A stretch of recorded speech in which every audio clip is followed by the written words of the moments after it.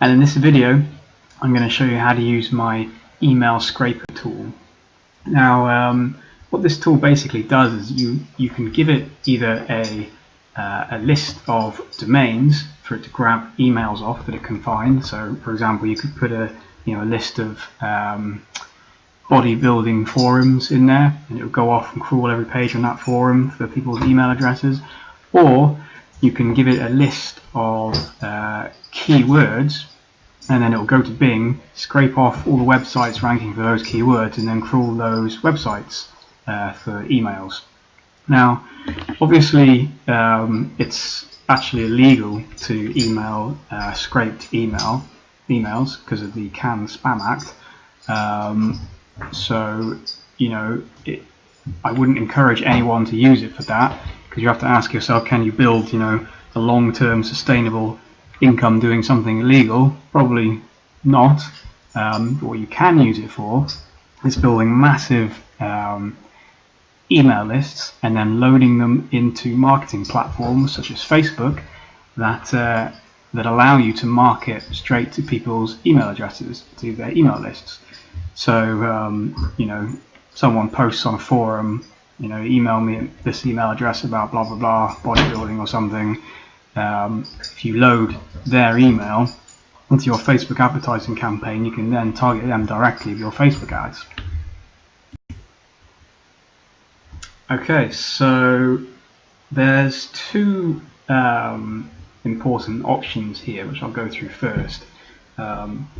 And there's two different methods of using it with these two different options, but there's also a third method of kind of using both of them, which I prefer. So first, if you already have a list of domains that you want to scrape, you can enter them in here. So full domain name along with the scheme in a line separated format, and then click start and it'll go off and crawl those.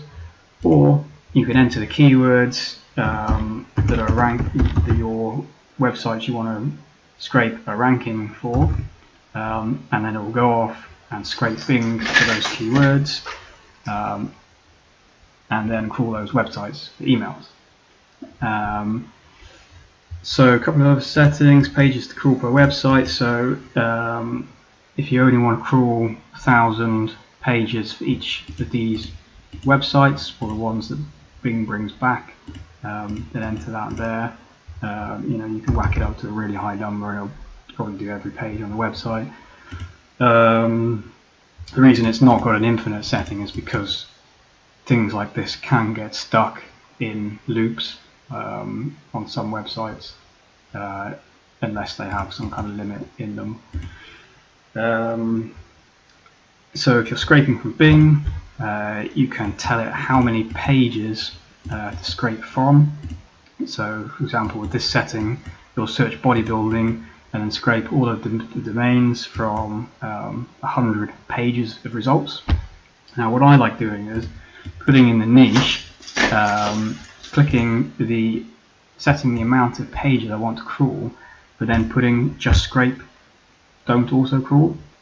And then what that'll do is it'll then start scraping Bing, and then it'll add the websites that's found from Bing for that keyword into the left column here. So then when it's done, I'll just stop it prematurely now, but when it's done, you can basically switch over to the list of websites method, and then take out any domains that you don't want it crawling. That's my preferred method of doing it. I think you'll get a more targeted list doing that. So that's pretty much it, really. There's a few little settings here. So that's the pause between the request to Bing to scrape websites.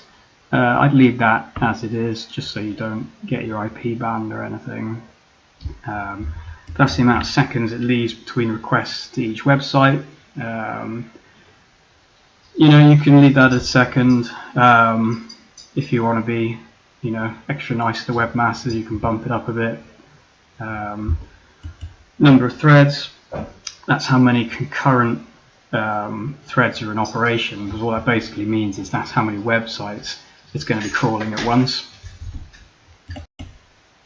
And that's pretty much it, really. Once it's finished the crawling, or as it's crawling even, you can export the results you've got down here, and it'll give you the email it found and the URL that the email was found on. That's it.